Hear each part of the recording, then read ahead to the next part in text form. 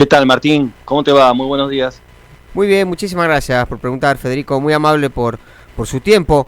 Empecemos contándole a la gente de qué estamos hablando cuando decimos lo que tiene que ver con la cuestión de salud, estas cuestiones de simuladas.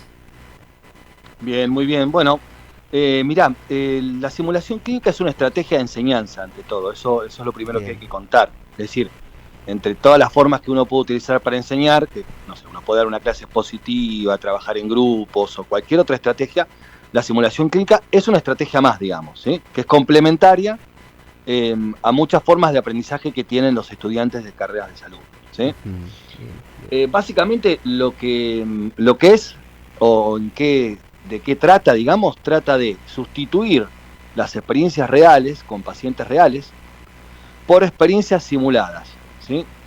Esto tiene varias virtudes. La más importante tal vez es la seguridad del paciente y la seguridad del propio estudiante que está aprendiendo, ¿no? Claro, claro. Porque se puede equivocar, porque puede acertar, porque puede revisar lo que hace, porque puede repetir durante todas las oportunidades que necesite una situación de aprendizaje determinada, Ujú. porque puede, por ejemplo, no sé, auscultar ruidos cardíacos que son súper raros y que entonces en la población, digamos, no tienen tanta prevalencia y por lo tanto lo puede identificar. Ujú. Y la verdad que son situaciones que son similares a la práctica real, no la reemplazan, pero son parecidas. Y lo que está demostrado con mucha evidencia, hay evidencia muy robusta sobre el impacto que tiene positivo en el aprendizaje y en el hecho de que esos aprendizajes que se logran en la experiencia simulada son transferibles a la práctica real clínica luego con pacientes reales. Claro, claro. Eh, ¿cuándo empiezan a explorar esto de la simulación clínica? ¿Cuándo surge? Mirá, esto surge, yo diría, en la segunda mitad del siglo XX, Ah, 1960, incluso tal vez antes, con los famosos simuladores de RCP, viste que ujú, eso sí. eh, tiene bastante trayectoria ya la resucitación cardiopulmonar en maniquíes o en torsos que son tecnológicos, digamos, ¿no?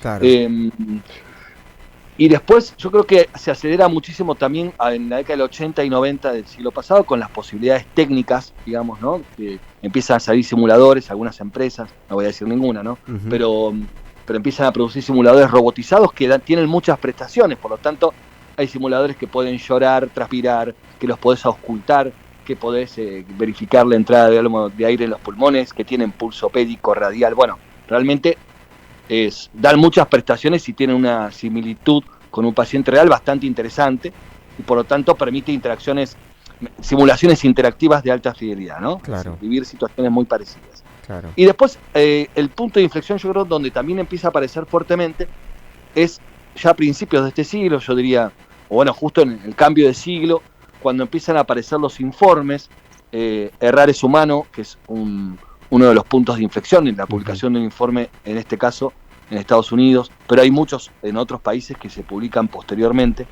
que empiezan a identificar que en los sistemas de salud, bueno, hay una prevalencia de eventos adversos, es decir, de daños no intencionales hacia los pacientes, que muchas veces tienen que ver con errores de las personas, pero sobre todo con errores de diseño del sistema de atención, ¿no? Ujú, claro. Y muchas veces con habilidades que no se trabajaban tanto, como las habilidades no técnicas, la comunicación, el trabajo en equipo, etcétera.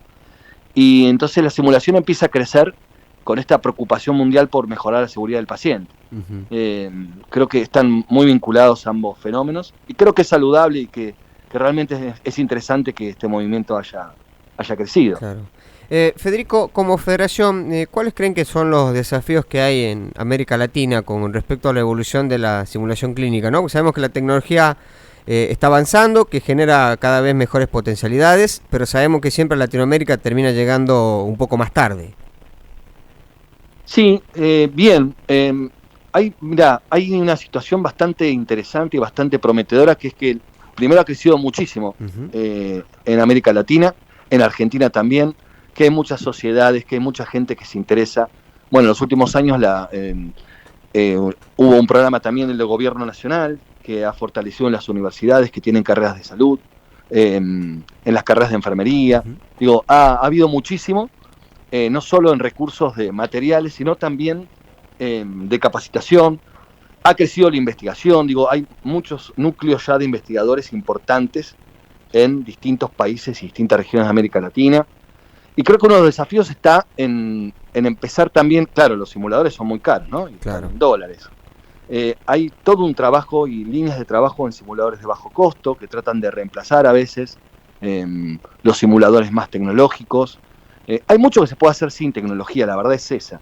Vos con un paciente simulado que puede ser un actor, podés trabajar un montón de cosas, desde una entrevista clínica, cómo dar malas noticias, podés con un simulador de muy bajo costo trabajar habilidades como el trabajo en equipo, el liderazgo frente a una crisis, la comunicación efectiva en una crisis. Digo, hay que también que buscar la vuelta. Creo que en eso los latinoamericanos siempre somos bastante resilientes y bastante creativos.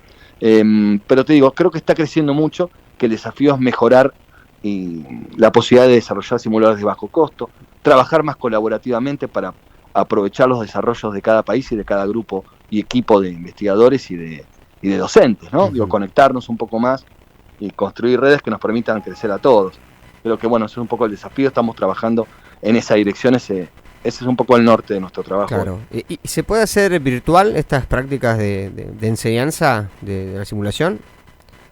Bueno, es una pregunta interesante porque durante la pandemia, si bien había algunas evidencias y digamos algunas prácticas puntuales que se habían hecho virtuales, bueno, con la pandemia nos vimos obligados a hacerlo. Entonces, sí hay investigación que, digamos, valida y que ha demostrado que se puede hacer también.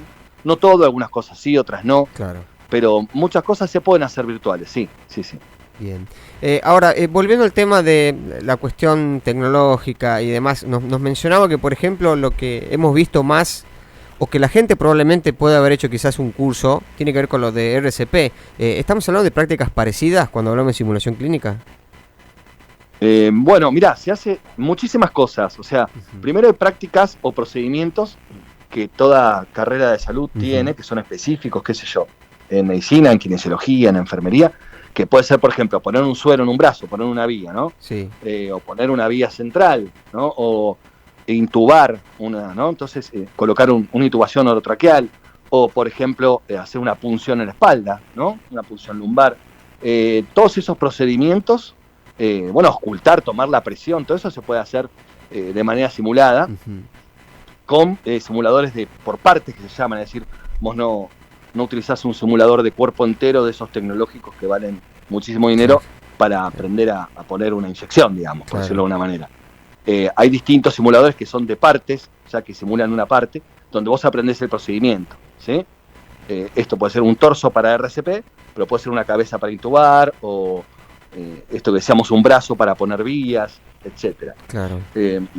Y después tenés todo lo que es el trabajo con simulación de alta fidelidad, que llamamos eso a cuando, porque digamos, una cosa es simular un procedimiento con un simulador por partes, esto, ¿no? Yo te traigo un brazo que es simulado y vos aprendés a ponerle una vía.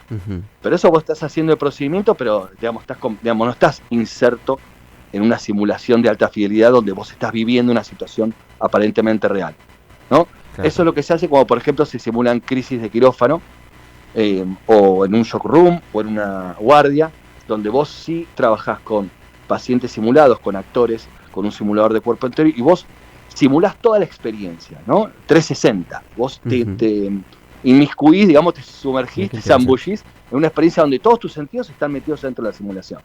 Y ahí practicás todas estas cuestiones que tienen que ver con mejorar la atención del equipo de salud en una crisis. Claro. Cómo te comunicás, cómo te remisás, cómo pedís ayuda, cómo te alternás, por ejemplo, para hacer los masajes, si hay que hacer RCP, cómo distribuir los roles, todas esas cosas se trabajan, te digo, no necesitas un simulador muy caro, claro, para hacerlo. Claro. O sea, todas esas cosas se trabajan. Y después lo que es con actores, bueno, cómo hacer una buena entrevista clínica, cómo comunicar una mala noticia, se simulan también cómo resolver conflictos entre los profesionales de la salud. Se puede usar para casi todo, realmente. Claro. Qué bueno. Federico, no te quiero robar más tiempo, pero, a ver, sabido que es cuando hablamos de tecnología, por lo general hablamos que hay cuestiones que importar, ¿no? Insumos que hay que importar, y obviamente tampoco esta área debe ser ajena a la situación económica que está viviendo la Argentina, ¿no? La escasez de dólares, el problema con los IRAs que a veces generan demoras en la importación de insumos. ¿Les ha pasado a ustedes? ¿Han tenido algún inconveniente con lo que tiene que ver con la situación económica? Mirá, sé que hay gente que ha tenido, por supuesto, algunas dificultades. Más que nada en Argentina se han encarecido los equipos, pero no puedo hablar del tema específicamente porque nosotros somos una comunidad más de educadores y académica, es decir, Claro. FLASIC no maneja ni hace compras de simuladores. Claro. Si cada institución, digamos, hace sus compras y demás, y te digo, me parece que desde mi opinión, si querés, el principal desafío hoy es reemplazar algunos simuladores tecnológicos por estrategias de bajo costo. Que se pueden hacer y que está creciendo mucho también eso. Claro. Porque obviamente son muy caros y con el dólar hoy es muy difícil acceder a esos equipos. Claro. Federico, ha sido muy amable. Muchísimas gracias por su tiempo y bueno, felicitaciones por la designación. Bueno, muchísimas gracias. Gracias a ustedes por ayudarnos a difundir esto que nos interesa, nos gusta y que nos parece que sirve y mucho para el aprendizaje y el entrenamiento de los profesionales de la salud. Así que gracias y que tengas muy buen día. Igualmente para usted. Hablamos con Federico Ferrero, el primer presidente argentino de la Federación Latinoamericana de Simulación Clínica.